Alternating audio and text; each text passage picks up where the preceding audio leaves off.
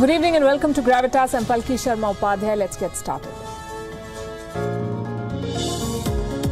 Gravitas, presented by Amity University, ranked amongst the top 3% universities globally.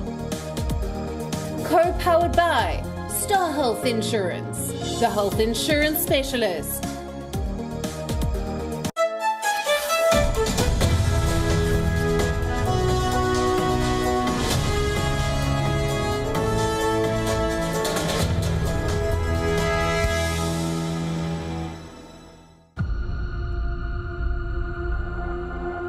Mr. Wickremesinghe, welcome to WION, sir. It's nice to be with you again. Commission accuses you of having shown a lax approach towards Islamic extremism. Do you agree with that? No. The Rajapaksa government has been accused of carrying out a political witch hunt, sir, for the past many months. Do you believe that this probe report is independent of such political influences? I don't know. You must say bona fide they haven't been. So you have to look at the report. The issue of rights violations in Sri Lanka has been taken up at the United Nations Human Rights Council. What's your view? We took a different view and we were able to resolve these issues.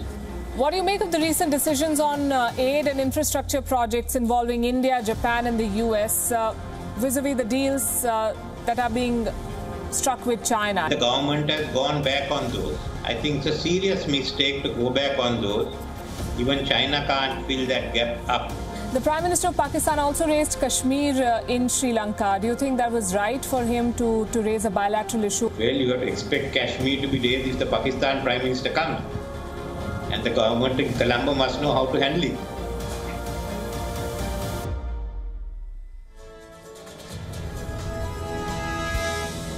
Sri Lanka is in the headlines. The Prime Minister of Pakistan is visiting. The United Nations Human Rights Council is discussing its record, and a probe committee has recommended action against a former president and accused a former Prime Minister. So we decided to put the questions to those in the hot seat. Earlier today, I spoke to Ranil Wickremesinghe, the former Prime Minister of Sri Lanka, on the findings of the Easter attacks investigation. We also discussed which way Sri Lanka is going in terms of building strategic alliances. And what Mr. Wickremesinghe said is worth noting here. He said Colombo is making a serious mistake by cancelling infrastructure and aid projects with India, Japan and the US. We couldn't agree more. We'll bring you the full interview tonight. Also on the show, pharma giant Pfizer is holding countries to ransom. It wants military bases and embassy buildings as guarantee for vaccines. Tiger Woods has sustained serious injuries in a car crash. The golfer underwent surgery. We'll bring you an update. In Qatar, more than 6,500 migrants have died as the country prepares for the FIFA World Cup. Most of the casualties, we're told, are Indian. And can snow be a deep state conspiracy? In a post-truth world, anything, they say, is possible. We'll tell you what's happening in Texas. We begin, as always, with Gravitas Global Headlines. As protests in Myanmar against the coup continue, the Indian Army chief has said India wants a stable neighborhood and a stable Myanmar, adding that India supports the process of transition to democracy. Myanmar Army has carried out to flush out various Indian insurgent groups. General Naravne also recalled the Myanmar Army's role in the fight against insurgency in northeastern India.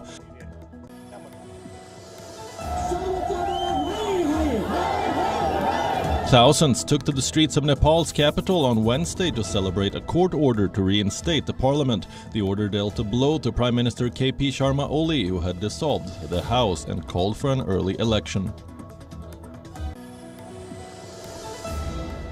India will start the second phase of its vaccination drive from the 1st of March for people above 60 years of age and those above 45 years with comorbidities. The central government will be roping in 10,000 government and 20,000 private clinics for the drive. US President Joe Biden and Canadian Prime Minister Justin Trudeau held their first bilateral meeting. The two leaders discussed COVID-19, climate change, economy, and China.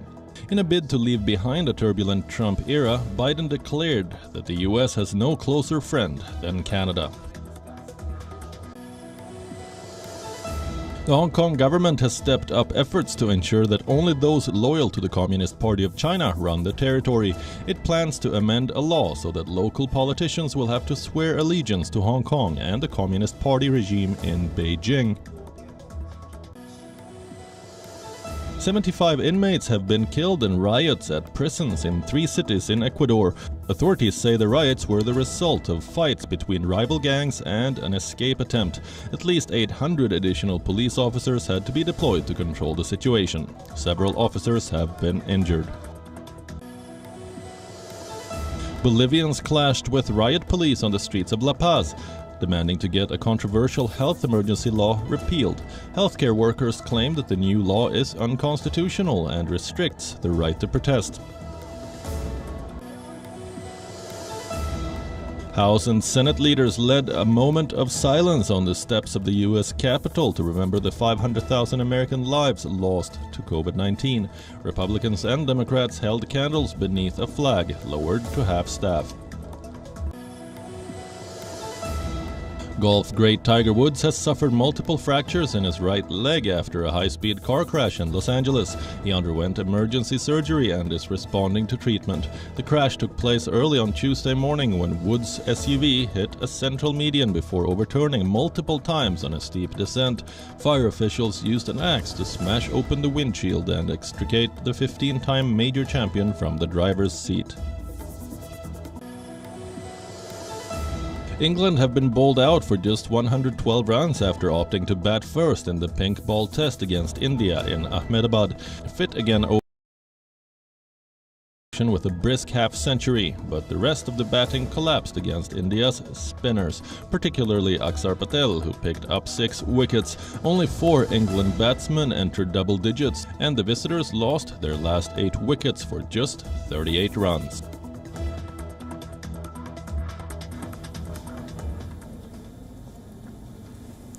Our cover story tonight is from Sri Lanka. The island nation is in the news for 3 main reasons, as I said. 1, an unusual visit by the Prime Minister of Pakistan. 2, a United Nations Human Rights Council resolution that accuses Sri Lanka of human rights violations. And 3, the 2019 Easter bombings probe. We'll discuss Imran Khan later. Let me begin with what the United Nations Human Rights Council has done. It has tabled a resolution expressing concerns. This is about the forced cremation policy for Wuhan virus victims. The government of Sri Lanka does not allow Muslims and Christians to be buried. They must all be cremated. Why? Because the government fears the buried victims will contaminate the soil with the virus. There is no scientific basis for this. The UNHRC says this policy goes against the belief of minorities. 11% of Sri Lankan population follows Islam. They've been demanding an end to forced cremations. The resolution also calls upon Colombo to hold human rights abusers to account. At least 25 military officers accused of war crimes have been pardoned by the Rajapaksa government. The resolution urges Sri Lanka to bring them to justice. The Lankan government has called the resolution politically motivated, and they say that Sri Lanka is a victim of an unprecedented propaganda campaign. Then we come to the Easter bombings.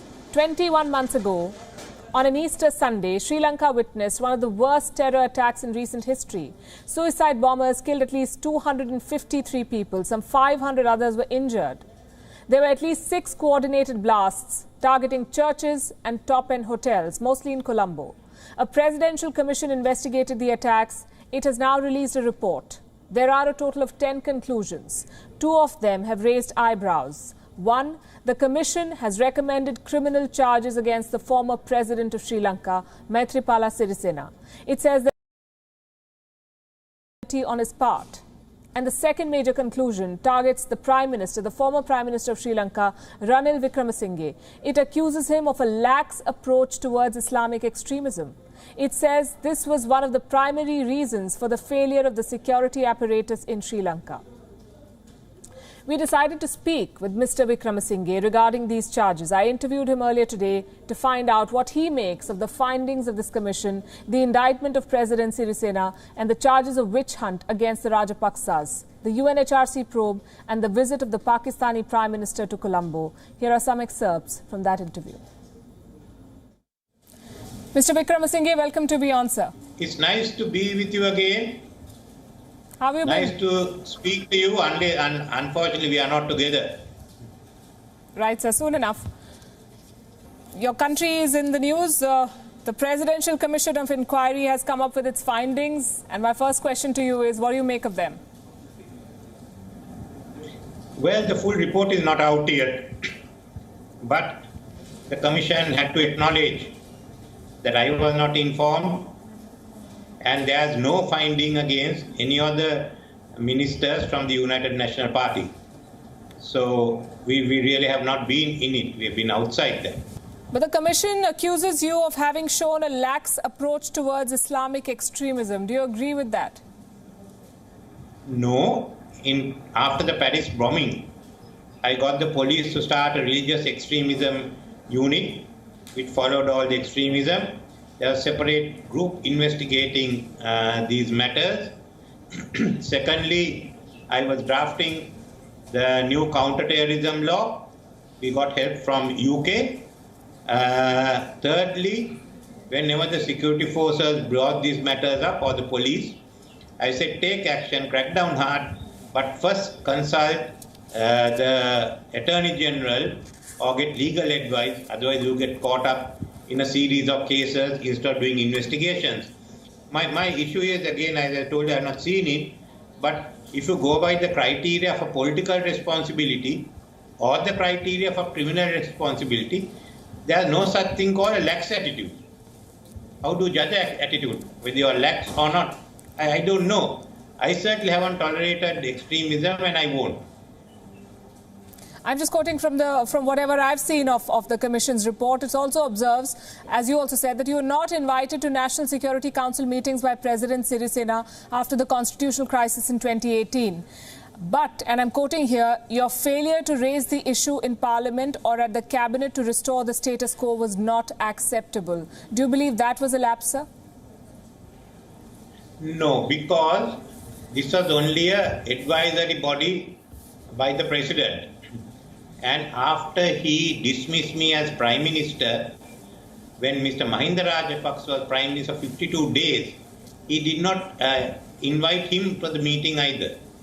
And to my knowledge, there was one meeting in January, which I was not invited, I heard of later. Thereafter, he did not call meetings of the National Security Council. He called ministry meetings, which means virtually everyone was there, except the people outside and the Foreign Ministry. So he had regular meetings with his security people, but if he had decided to scrap the National Security Council or not summon it.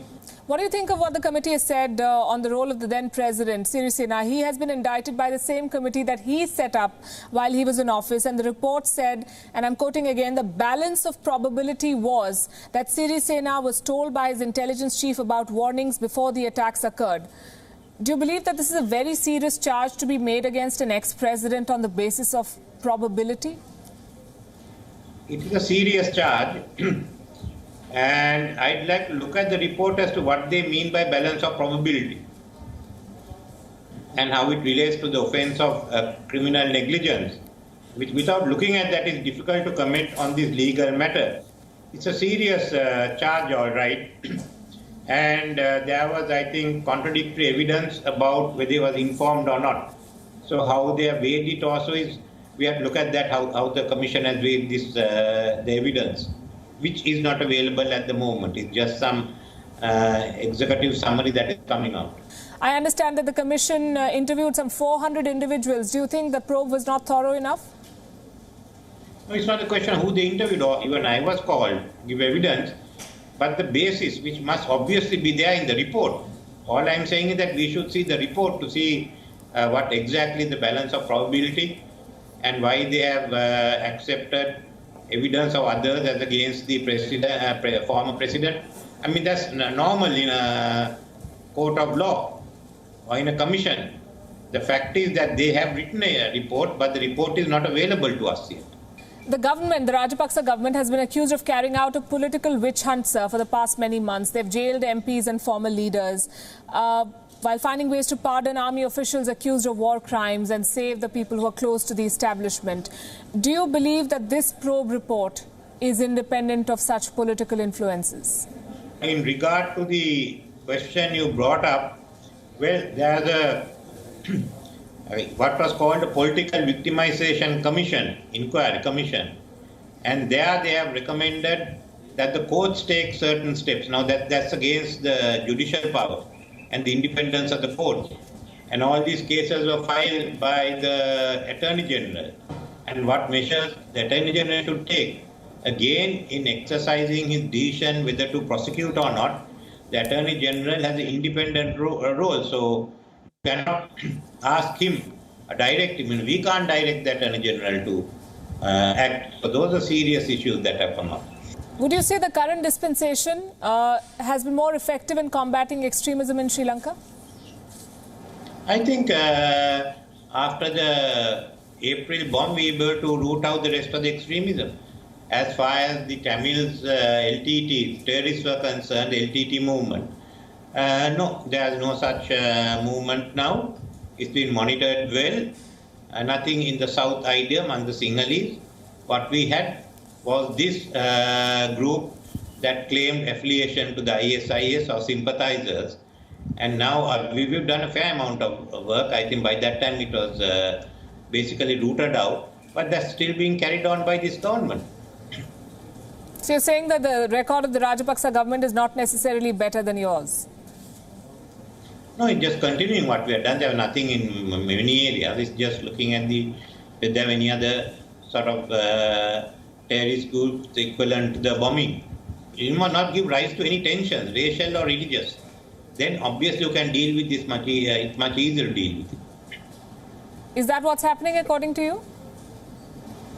Well, there's a lot of racial and religious politics going on. Must try and reduce it. And how do you think that will have a bearing on the security situation? In any country, when you get tensions, then the tensions reflect on the security situation.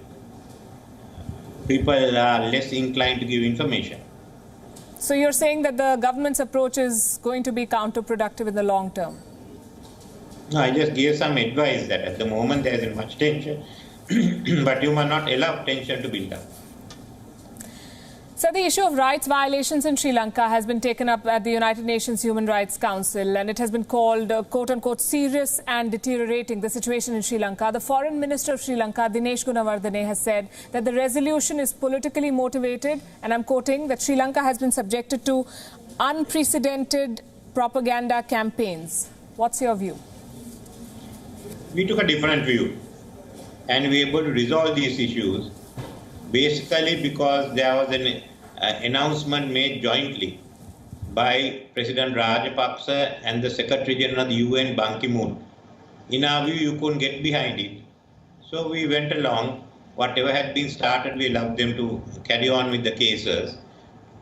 And that's our view. So if you don't think that the communique is a basis of acting, then you have problems. The government has taken a different view. What do you make of the recent decisions on aid and infrastructure projects involving India, Japan and the US vis-a-vis the deals that are being struck with China? Is there a trend? Do you see a display of intent by the government of Sri Lanka? We did a number of we planned out a number of connectivity projects and power projects, the infrastructure for the future. And Chinese were interested in some of these. We selected the Chinese for some of them, and some of them have been selected before the government came. We signed the agreements. We've also selected the Indians, the Japanese, and the US for certain other projects like the Kurunegala-Trincomalee Road. The US was helping us. Then the Central Highway, the ports and those power projects, and the government has gone back on those. I think it's a serious mistake to go back on those. Even China can't fill that gap up. And if we and the Indians are going to share the port capacity, then at some stage we have to work together. Do you think there's a sustained effort to resist partnerships with India, Japan and the US? No, I don't know. It's really an issue. I heard that India is still having discussions. I don't know, I not followed it, but those projects are essential if Sri Lanka is to develop and become a hub of the Indian Ocean. The Prime Minister of Pakistan is also visiting Sri Lanka. How do you assess Colombo's relationship with Islamabad? We have a good relationship and a close relationship with Islamabad, and this, I think, is an overdue visit by a Pakistani President or Prime Minister of Sri Lanka. Of course, Mr. Imran Khan is well known in the country. He has a lot of personal friends here. The Prime Minister of Pakistan also raised Kashmir in Sri Lanka. Do you think that was right for him to raise a bilateral issue on an entirely different platform? And do you think the government of Sri Lanka expected this? Well, you have to expect Kashmir to be raised if the Pakistan Prime Minister comes. And the government in Colombo must know how to handle it. How do you think they've handled it? I don't know how they've handled it, but I wonder that it's a bilateral issue to be sorted out between India and Pakistan. It is. And we hope the violence will stop and there can be fruitful discussions. Do you think that the Sri Lankan government expected this, because they cancelled at the last minute his address to Parliament citing COVID restrictions? I don't know, but I think the COVID issue was also there. But I suppose the government in Sri Lanka has to expect it. Wherever they go, whether they visit Sri Lanka or UK or Washington, the same issue will be raised. I'm sure the government could have made its intent clear, but you know how this works better than I do. I'm going to thank you very much, Mr. Wickremesinghe, for sharing your thoughts with us and for talking to us. Okay, thank you. And we have more from Sri Lanka. Our second story is about Imran Khan's foray into the neighbourhood. He's on a 2-day visit to Sri Lanka, his first visit to the island nation since becoming Prime Minister of Pakistan. On day one, they focused on boosting bilateral relations, expanding trade ties, attracting more investments. But as the day ended, it became amply clear that Imran Khan only wanted a new platform to push his anti-India agenda. And while he was at it, he did some good PR for Pakistan's iron brother China. Let's tell you what happened on Tuesday evening. As we began our show, Imran Khan reached the residence of Sri Lankan Prime Minister Mahinda Rajapaksa for dinner. A lavish banquet was held at Temple Trees.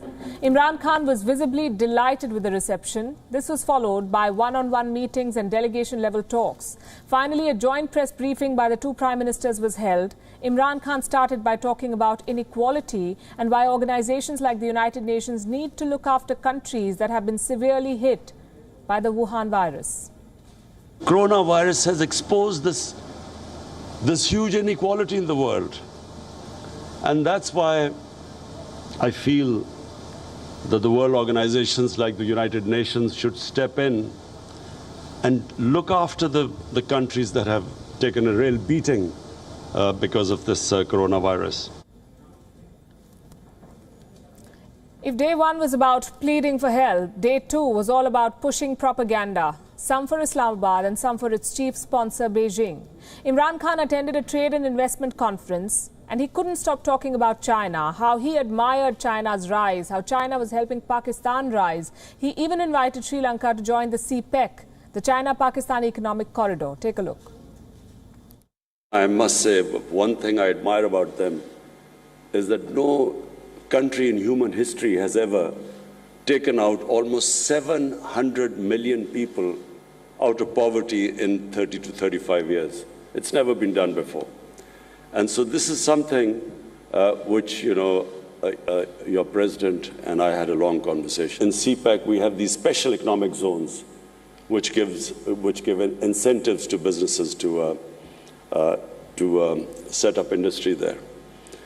So I invite the Sri Lankan businesses, investors, businessmen.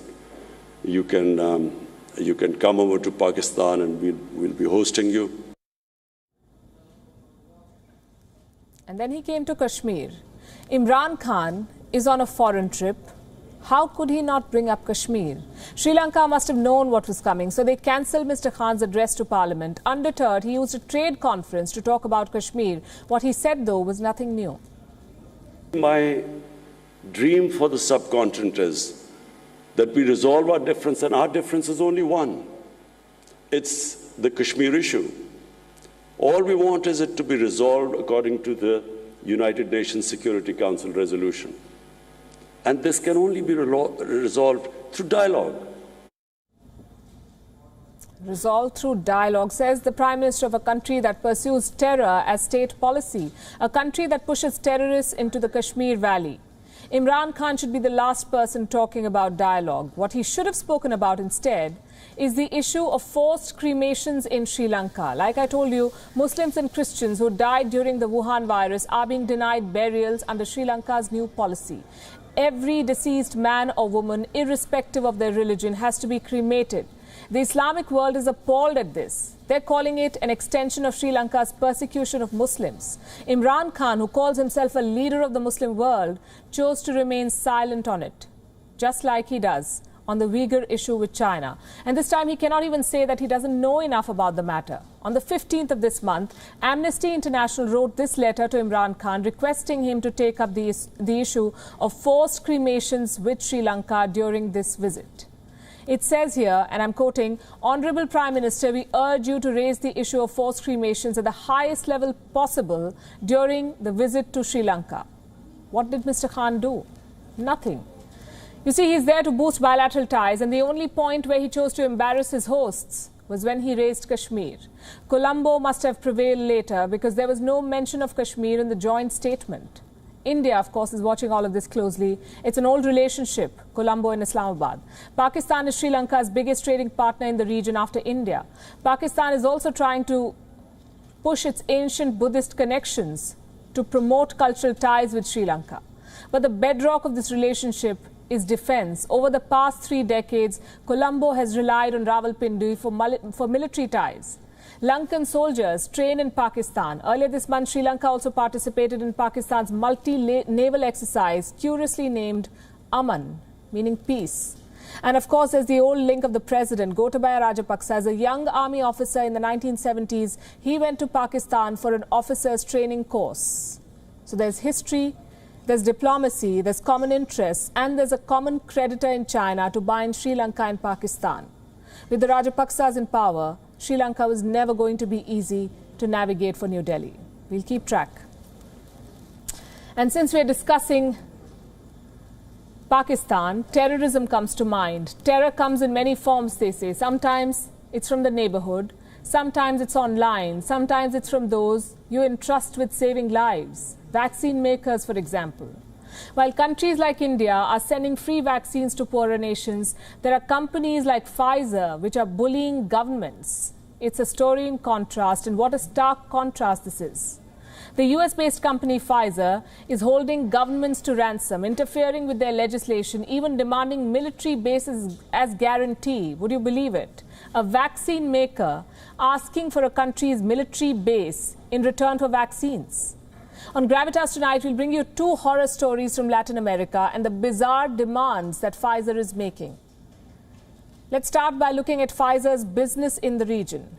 It has vaccine deals with 9 Latin American countries: Chile, Colombia, Costa Rica, Dominican Republic, Ecuador, Mexico, Panama, Peru, and Uruguay.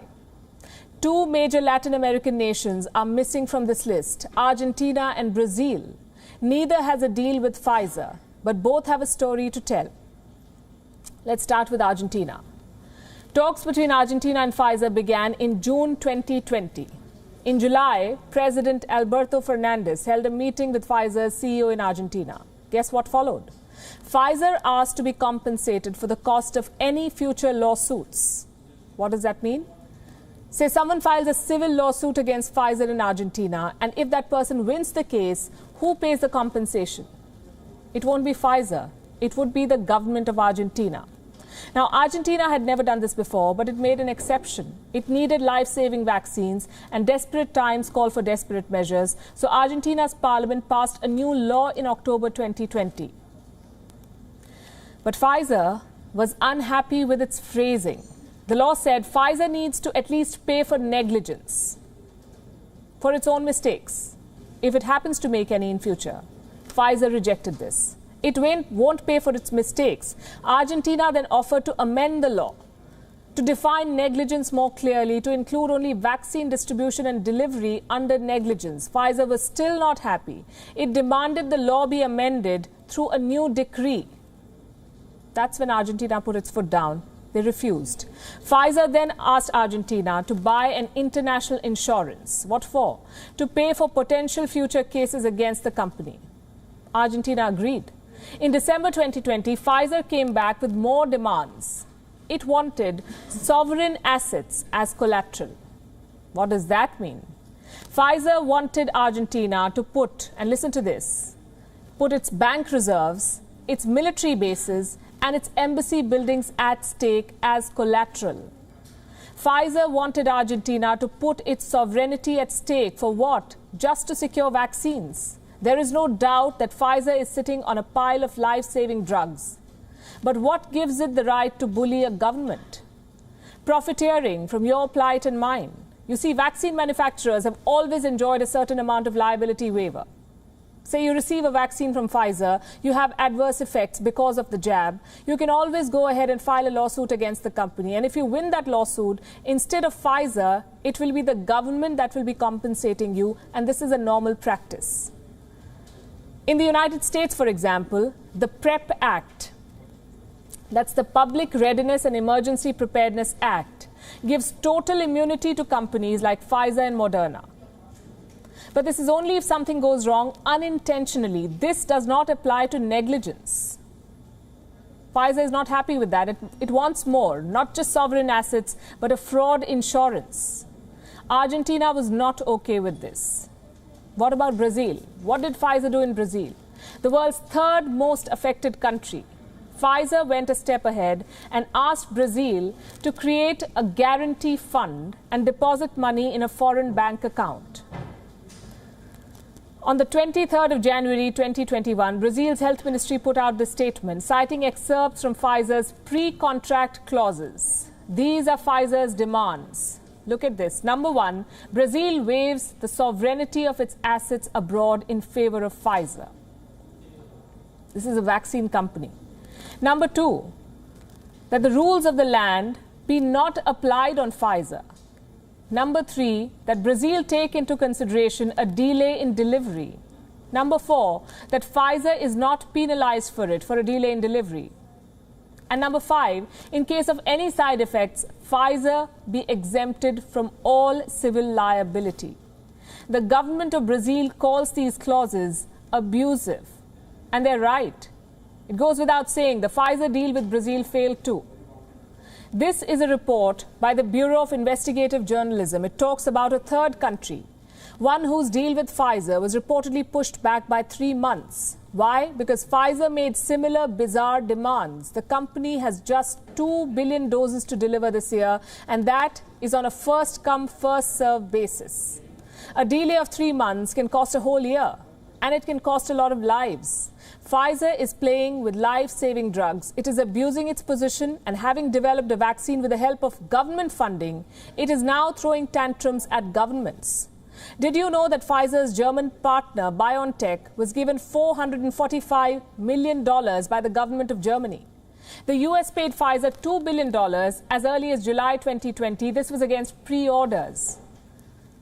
Pfizer is looking at making $15 billion from vaccine sales this year. It is in talks with 100 countries and organizations. There is no dearth of money for this company. Why then is Pfizer bent on squeezing desperate countries of their assets? Like we showed you, 9 Latin American and Caribbean countries struck deals with Pfizer for vaccines. What did they have to give up in exchange? Military bases? Embassy buildings, sovereign funds. Look at Pfizer's hypocrisy. It is bullying poor countries behind closed doors. And in front of the press, it is playing Messiah. On the 22nd of January, Pfizer signed an agreement with COVAX, the Global Vaccine Alliance. It committed 40 million doses to poor countries this year. And the company put out a press release. You must listen to what they say. I want to read out a particular quote from Pfizer Chairman and CEO Albert Bourla. At Pfizer, he says, "We believe that every person deserves to be seen, heard and cared for. And that's why, from the very beginning of our vaccine development program, Pfizer and BioNTech have been firmly committed to working towards equitable and affordable access of COVID-19 vaccines for people around the world. Does this make you angry too? It's time we call out such companies that are out to profiteer from the pandemic. And while these cases may be extreme, vaccine inequity is a fact of life now. While rich countries are overbuying vaccines, hundreds of people in Africa and Latin America are dying every day. Their countries were not rich enough to lock deals with pharma giants. So now they are at the mercy of aid from international organizations. The virus does not discriminate, but the vaccine programs do. In the race to vaccinate mankind, Africa has been an onlooker. There were no advance purchases, no bulk orders. Africa would need the world's help. And on Wednesday, help arrived. 600,000 doses of AstraZeneca's COVID vaccine reached Ghana. They were produced in India for the WHO's COVAX program. The objective is to achieve vaccine equity, pool resources from wealthy nations and buy jabs for the third world. Ghana will begin inoculating its people on March 2nd. Health workers will be prioritized. The COVAX rollout is an inflection point in Africa's pandemic response. The West must take the blame for Africa's slow rollout. They have stocked up on jabs, leaving very little for the rest. Canada has bought enough doses to inoculate the population 5 times over. The European Union has ordered enough for a double vaccination. So has the United States. Such massive orders have strained the supply chain. Vaccine makers are unable to keep up. According to reports, AstraZeneca will fall short of its commitments to the European Union. The EU has ordered 300 million doses. But at this rate, they'll only get 130 million. It could be September before production catches up. The key to a seamless vaccination campaign is having multiple jabs in the market. But not all of them survive rigorous clinical testing. In Sri Lanka, China's Sinopharm vaccine has been put on hold. Authorities say it has not completed phase 3 trials. Crucial bits of data are missing. Elsewhere in Lebanon, politicians are jumping the queue. They are getting vaccinated despite not being in priority groups. Lebanon's vaccine rollout is being funded by the World Bank. Any more line jumping and that credit line could disappear. The pandemic exposed the fault lines in our world. Minorities were hit harder by the virus. Rich countries handed out checks, while livelihoods disappeared in poorer nations. This trend of inequity is continuing with the vaccine rollout. In Latin America, 1.6 doses are being given per 100 people. In the US, that number is 19. In Britain, it's 27. We are still fighting against this unequal world that existed before the pandemic. But now it is evident among more misery. Inequality has appeared when all the vaccines that are produced are just enjoyed by 10 countries. And the rest fight over it for contracts to be signed with these producers. And that's how we are, alone fighting against the powerful. The virus may not discriminate, but the vaccine rollout does. Bureau Report, WION World is One. The FIFA World Cup. It's the biggest party on the planet, the ultimate showcase of glamour and skill. But hosting an event of this size requires a lot of preparation. New stadiums, state-of-the-art training facilities, and a lot more. The next FIFA World Cup is in Qatar. The country is busy building the required infrastructure. Most of the construction is being done by migrant workers. But a new report reveals just how treacherous the working conditions are. More than 6,500 workers have died on the job since 2010. What is Qatar doing about this? Has FIFA taken note yet? Our next report has all the answers. A year from now, These stadiums will be packed with frenzied fans, screaming at the top of their voice. In 2022, Qatar will host the biggest sporting event on the planet, the Football World Cup. The cheers from these stadiums will echo around the world. But what we won't hear are the muffled screams of the men who died building this dream. It was in December 2010 that Qatar clinched the hosting rights. Since then, it has embarked on a construction spree, 7 new stadiums, airports, and a new city that will host the final match. Combined, these projects are worth millions of dollars. But even more daunting is the human cost. More than 6,500 migrant workers have died in Qatar since 2010. All of them from India, Nepal, Pakistan, Sri Lanka, and Bangladesh. The common causes of death are blunt injuries from falling and a special category called natural causes, a smoke screen. These so-called natural deaths are attributed to heart and respiratory failure, but they are seldom backed by an autopsy. In most cases, the extreme working conditions are to blame. Qatar is home to 2 million migrant workers. Its record as a host is dodgy, to say the least. The living conditions are horrific. Labor laws are nominal. Employers here are running a modern-day slavery ring. The World Cup has compounded this problem. Qatar needs results and in quick time, but the system cannot keep up. Safety measures are rudimentary, and there are no social security benefits despite the risky nature of the job. Qatar has repeatedly been pulled up over the treatment of migrant workers. It does not deny the report, but says every effort is being made to correct the problem. What about FIFA?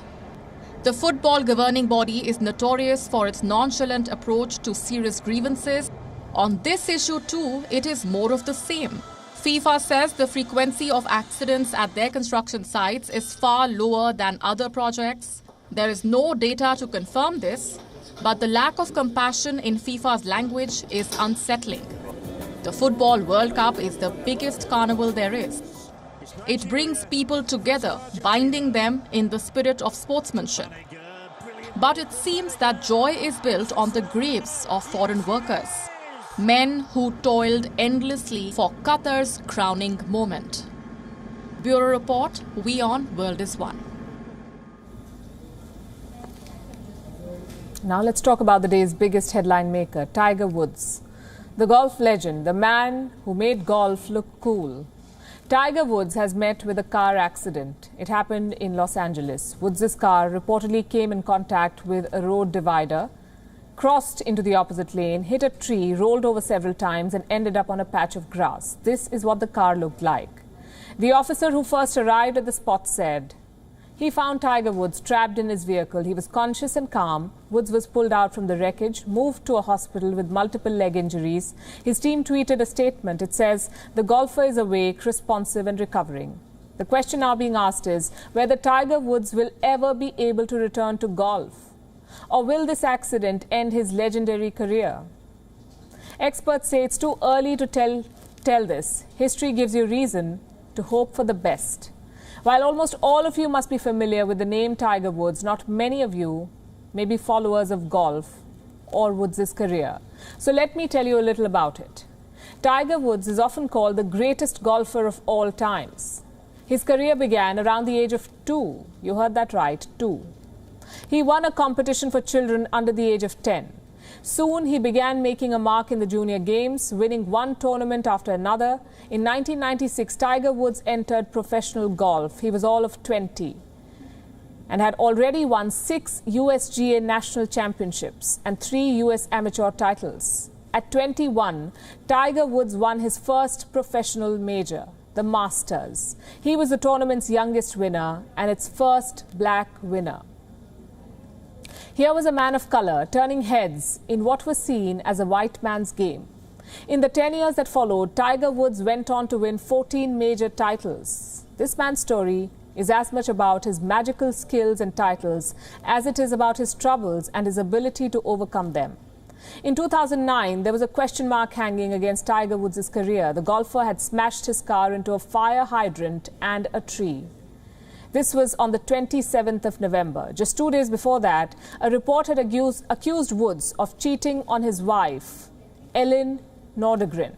She was a radio journalist who had married Woods in 2004.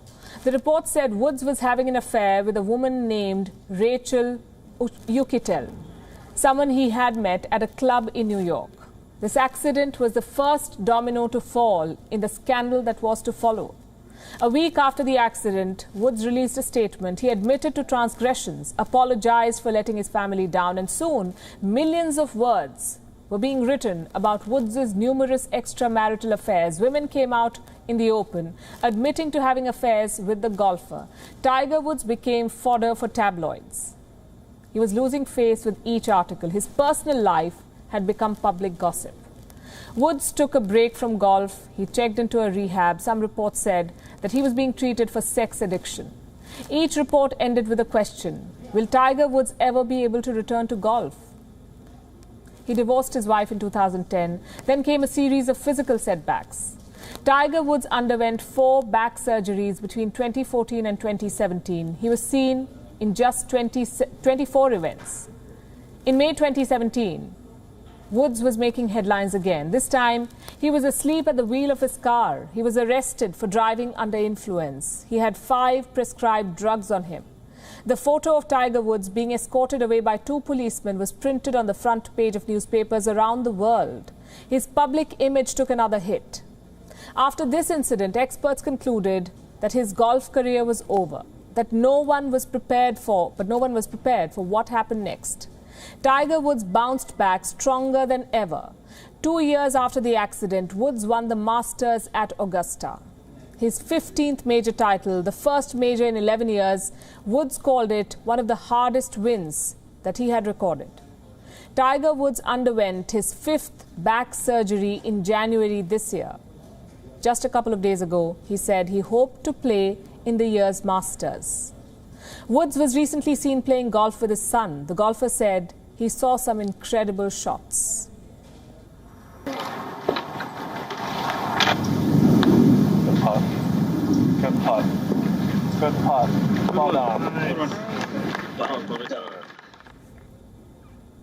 As we speak, Woods is in hospital. He escaped a car accident with his life. He has suffered open fractures. Experts say this accident was much worse than what happened in 2009. It may take him months to recover. Questions are once again being asked. Will Tiger Woods ever be able to return to golf? So here's what we have to say. Tiger Woods has bounced back every time he was written off. He has won 15 majors, 82 USPGA titles. His career has survived multiple knee surgeries, back surgeries, personal scandals. He's just 45. He's young and full of dreams, and we can't wait for him to be back with his golf club.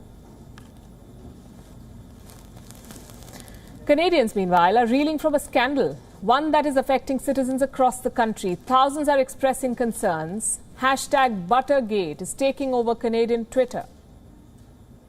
Here's all about the scandal. They say everything is a scandal if you add the suffix gate to it. And that seems to be the case with Canadian butter. #Buttergate is trending on Twitter, and the anecdotes are out of this world. Canadians think something is wrong with their butter. It all started with this tweet. A Canadian cookbook author tweeted that the butter is no longer soft at room temperature. According to her, it wasn't melting like it used to before. But little did she know that thousands of Canadians were thinking the same. They responded with similar butter woes. Others even called it a global conspiracy. So what is wrong with Canada's butter suddenly? While there is no official answer to that billion-dollar question, experts believe that palm fat in cow feed could be the culprit. Many say this is because of the high demand of butter during the pandemic. According to estimates, demand for butter rose by over 12% in 2020. This high demand could have led to changes in livestock feed. Adding palm oil-based supplements to cow feed is an age-old practice. It is often used to increase the milk output of cows. But adding palm oil also increases the melting point of butter, thus explaining the hard butter Canadians seem to hate. While there is nothing illegal about this practice, some research shows that palm oil can increase heart disease risk in people. Canada's dairy industry insists that the claims are unfounded, but it will now create a working group to find more answers. While Canada's butter does not seem to be melting anytime soon, if we know anything about social media, it's that all viral trends ultimately melt away. Bureau Report, WION. World is One. With that, we are slipping into a short break. Up next, Gravitas Images. Thanks very much for watching.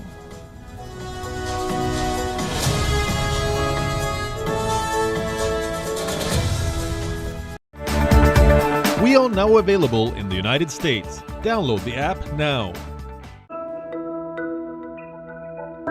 I was born in Afghanistan. The Soviet invasion forced my family to migrate